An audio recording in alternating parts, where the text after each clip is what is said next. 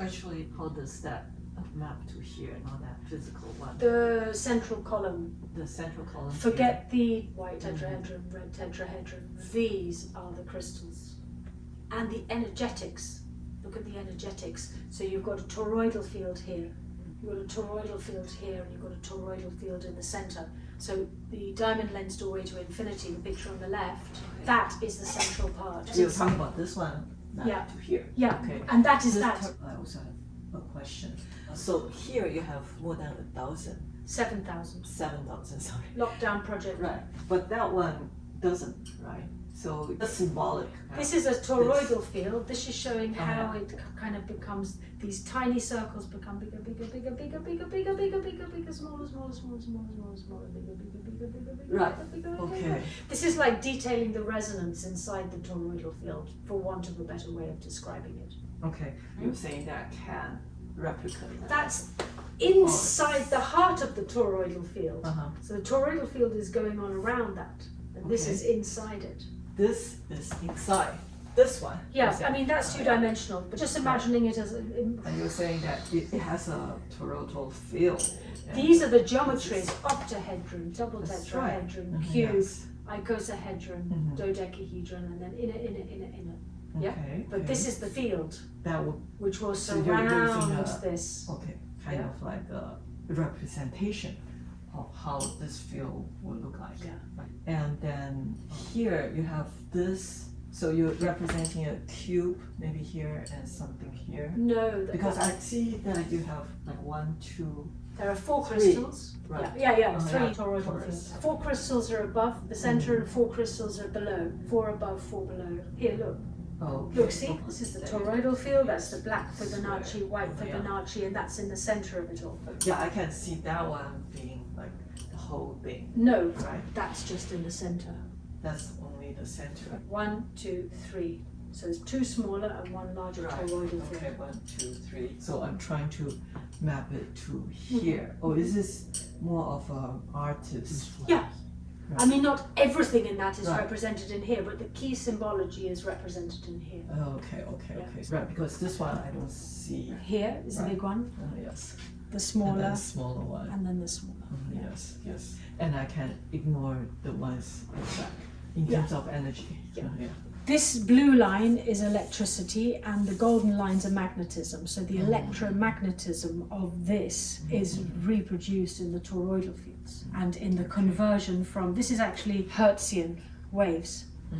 But you gather the Hertzian waves and shoot them to center. What we're doing here is a conversion. We're taking the electromagnetic waves, we're shooting them down to the center and transforming them into scalar waves, I see. longitudinal wave.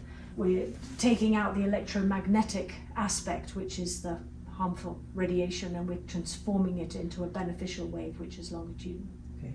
We're That's taking the it idea. through the vortex, through the point of the vortex. It's charge collapse, yeah? Hertzian wave charge collapse to center, and then that produces actually a dodecahedron, because that's the shape of longitudinal array. This is now getting into real detail. Right. The thing is, that one is a concept. Yeah, this is an idea drawn in art, and now it's becoming a way that can actually function as a machine. Because remember, I've told you, this motion is striking the crystal at the bottom, which is creating piezoelectricity, which is Hertzian wave. Then, by virtue of being of a pentagonal shape, a pentagon will cause implosion to center. It's just the nature of a pentagon. Hexagon will store, pentagon will release. So the pentagon will cause implosion to center. So what you do is drive the energy up here, start the energy here, strike the crystal, cause it to amplify, catch it in the pentagon, which is at the bottom of the dodecahedron, bring it to center. Same here, through sound, you strike the crystal and amplify, bring it through the pentagon at the top of the dodecahedron. So here what you've got is pentagon, and then you bring it down the vortex to center. Then that's just implosion physics. And that's what is actually happening here. You're bringing to center. Here it's just not detailed. The 12 crystals which are here are implying a dodecahedron. Implying. Then what I do is I take this golden circle and I say, okay, I'm now going to magnify this and show it in detail here in this picture. But that's obviously 2D. 3D, it's a toroidal field. Yeah. And the last one, you're saying that will be capped, the top, like a gate, the compressed. Yeah, no, not compressed at all. Just look at that picture. Look Right. inside the tunnel. See, look, pretend that's a floor and walk into the tunnel. That's the side of the tunnel, that's the top of the tunnel, and that's the floor. Just walk into the tunnel. How does it relate to this geometry? 4 sides. Right, you have 4 sides here. And Look you have- inside. 4 corners Right. are here. So when you look inside here, actually what you're doing is you're connecting this. I see this. That's the base. No, you see one side here, you see one side here, you see one side here, and one side here. You've got 4 corners. This is related to this. Or this is this. Right. Yeah, so lie inside it, look up, Yeah, right, okay. and then you're seeing the 4 pillars and the point in the center. Right. So Yes. lie inside here and see. So what's happening is this guy is going inside this tunnel and connecting with the point at the top of it. And so those, Are these 1, 2, this, 3, 4? this 4, Yeah, they're the pillars. this 4 are the pillars. Just look at the general points, the 4 Okay. pillars, look inside at the point, go inside the vortex, and you'll see this is sort of detailing. Yeah, okay. You see, what we haven't discussed is it's actually a time converter. Now this may bring us on to another subject, because the crystal of time with the diamond lens inside it, here we've got the key numbers 12 and 60. 12 and 60 is Babylonian time. That's the time structure that we are locked into now. We're locked into this matrix. This is the work of Jose Arguelles, if any of you have heard of Jose Arguelles. So locked into the matrix of 1260 limits us to a very narrow bandwidth of perception. But he's the great expert on the Mayan calendar. I didn't know this until after I had created this. I only came across his work in May, June this year, after I had finished the Tunnel Vision Eye of Eternity, this picture here, where I have actually written in the matrix of 1320. We have 13 concentric circles, and we have 20 steps to get into the center. 5, 5, 5, 5. That's the 1320 time factor. That locks us into cosmic time. So we're converting Babylonian time, which we have been locked into, our perception has been locked into whenever the Sumerian, it was thousands of years ago, we still exist in that time now. Imagine how our perception and consciousness is influenced by the time that we live in. 60 seconds in a minute, 60 minutes in an hour, 24 hours in a day, 12 months in a year. We are completely locked into that matrix. Just get rid of all of that.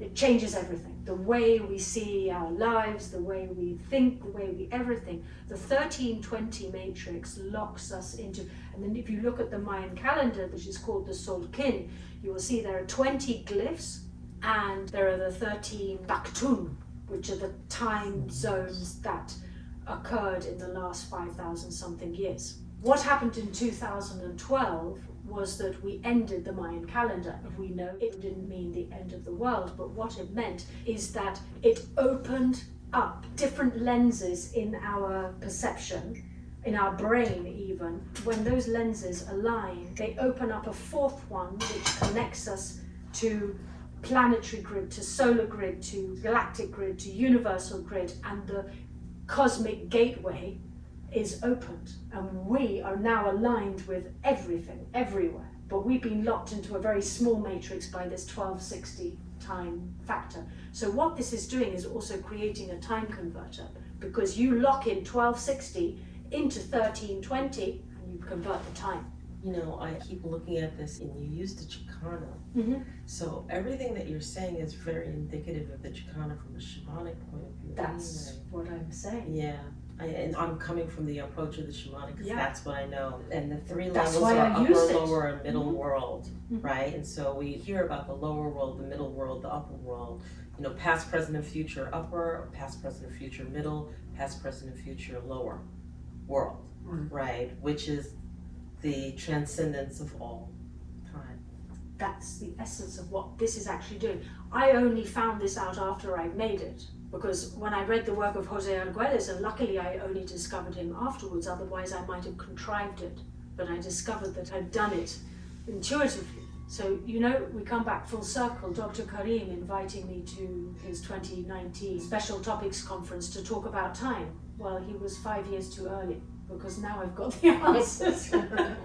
This is now the crystal of time that he wanted me to explain, and that has now become the time converter.